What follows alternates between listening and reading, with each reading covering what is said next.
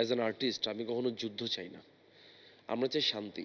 আমরা চাই যে গাজাতে এখন যে অস্থিরতাটা চলতেছে, আমি আমরা এখান থেকে আসলে আল্লাহ পাকের কাছে দোয়া করা ছাড়া আমাদের আসলে কোনো ওয়ে নেই।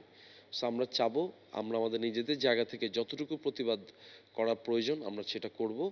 কারণ আমরা চাই যুদ্ধটা না হোক, সারা বিশ্বে শান্তি আসুক। দর্শক, ঈদের আমেজ কাটিয়ে চ্যানেল আইর এই প্রাঙ্গণে উপস্থিত আছে বাংলাদেশের একজন তুমুল জনপ্রিয় অভিনেতা এবং নির্মাতাও বটে, জিয়াউল হক পলাশ।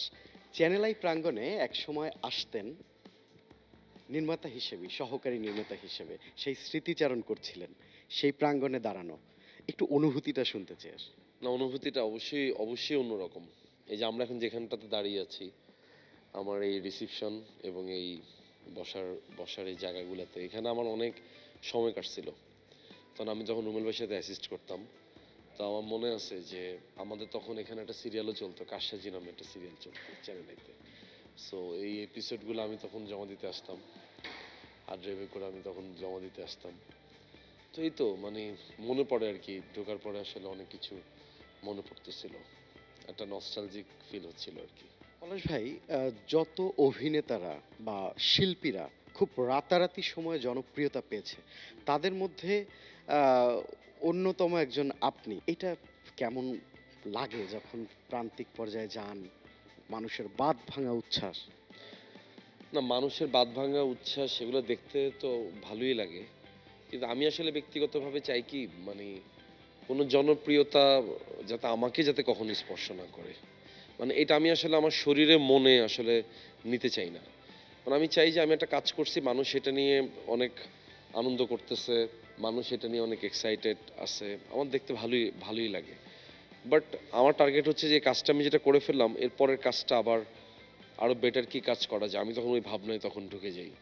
সো এই তো এভাবেই আর কি।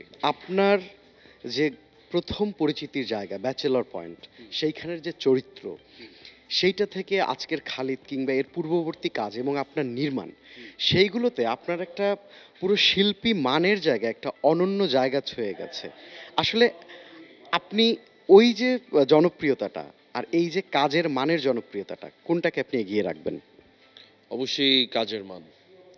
কারণ ভাই দেখেন, আপনি যখন দেশ জুড়ে তোলপাড় ওয়ালটন ফ্রিজ কিনে আপনিও হয়ে যেতে পারেন মিলেনিয়ার। একটা ভালো কাজ করবেন, তখন অডিয়েন্স আপনাকে এক ধরনের ভাবনার মধ্যে তখন নিয়ে যাবে, ওর আপনার প্রতি তখন একটা এক্সপেকটেশন তৈরি হবে। কিন্তু যখন আপনি পরবর্তী কাজগুলাতে অডিয়েন্সকে যখন সেই জিনিসটা দিতে পারবেন না, তখন আস্তে আস্তে তারা সরে যাবে আসলে আপনার কাজের জায়গা থেকে।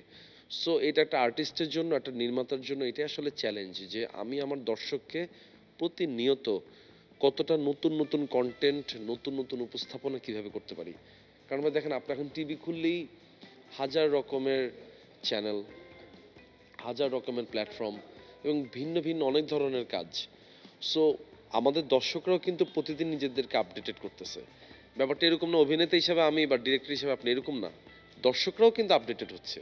সো তাদের সাথেও কিন্তু আপনাকে তাদের ভাবনার মতো করে আপনাকে বানাইতে হবে, কিংবা আপনাকে এমন একটা ভাবনা ভাবতে হবে যেটা দর্শকরাও যাতে ফিল করে যে ও, এই ভাবনাটা তো একদমই নতুন। সো আমি মনে করি যে ভাই, কাজের মানটা অনেক গুরুত্বপূর্ণ। ওইটা যদি ভালো হয়, জনপ্রিয়তাটা আসলে মানে এইটা টার্গেট, আসলে কাজ বানানো তার কারো টার্গেট হতে পারে না। এটা অটোমেটিক্যালি, এটা আল্লাহর প্রদত্ত। এটা আপনি আল্লাহ পাক যদি দেয় আপনাকে, আপনি হবেন। আল্লাহ পাক না দিলে বা লাখে না থাকলে আপনি আসলে হবেন না। মানে কিন্তু কষ্টটা থাকা লাগবে সাথে।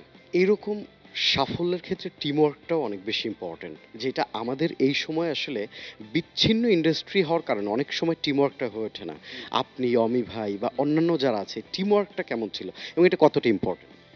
খুবই ইম্পর্ট্যান্ট। মানে একটা মেন্টরস গাইডলাইন, এটা খুবই ইম্পর্ট্যান্ট। যেমন আমি আমার জীবনে আজকের এই দিনে এখানে দাঁড়িয়ে একটা কথা বলতে পারি যে আমার এই জীবনে ধরেন অমি ভাইয়ের গাইডলাইন, এটা আমার জীবনে অনেক বড় একটা কাজে দিচ্ছে। কারণ সঠিক সময় একটা সঠিক মানুষের গাইডলাইন প্রয়োজন, এবং শুধু গাইডলাইন পেলেও হবে না, আপনাকে না সেটা আসলে মন থেকে বিলিভ করতে হবে। মানে আপনি আমাকে বললেন, পলাশ ভাই আপনি এই কাজটা এভাবে এভাবে করেন, আমি বললাম আচ্ছা ঠিক আছে ভাই করব। কিন্তু আমি সেটা মন থেকে বিলিভও করলাম না, বা করব কি করব না, এটা আসলে আমি আমি আমার কাছে ম্যাটার করে না, সেটা হলে আসলে হবে না। তো আমাকে আসলে বুঝতে হবে যে এই মানুষটা আমাকে কি গাইডলাইনটা দিচ্ছে, এবং সেই গাইডলাইন থেকে আমি কতটুকু এক্সিকিউশন করব। সো টিম অনেক বড় একটা গুরুত্বপূর্ণ ভূমিকা পালন করে, যেটা আমরা বুম ফিল্মস টিম সবসময় করে আসছি। সো আরেকটা জিনিস কি ভাই, আপনি যখন একটা গুড টিমের ভাইবের মধ্যে সবসময় থাকবেন, এটা কিন্তু আপনার চারপাশকেও কিন্তু ইন্সপায়ার করবে। সো এটা এটা এটা খুবই প্রয়োজন, এটা আপনি খুব ভালো একটা পয়েন্ট বলছেন। অমি ভাই এবং আপনারা যেমন নাটকে দুর্দান্ত সাফল্য দেখিয়েছেন, ওয়েবে সাফল্য দেখিয়েছেন, আমরা বড় পর্দার সাফল্যটা ঠিক কবে দেখব একদম বিগ স্ক্রিনে? না, এটা আমি নিজে অপেক্ষা করতেছি যে অমি ভাই খুব শীঘ্রই সিনেমাটা বানাবে।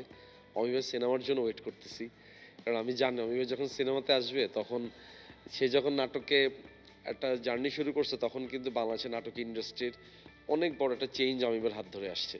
সো আমি এটা বিলিভ করি অমি ভাই যখন সিনেমাতে আসবে, তখন সে সেখানেও এক এক ধরনের চেঞ্জ নিয়ে আসবে, এবং সেই চেঞ্জটা হবে যে অনেক বড় একটা চেঞ্জ।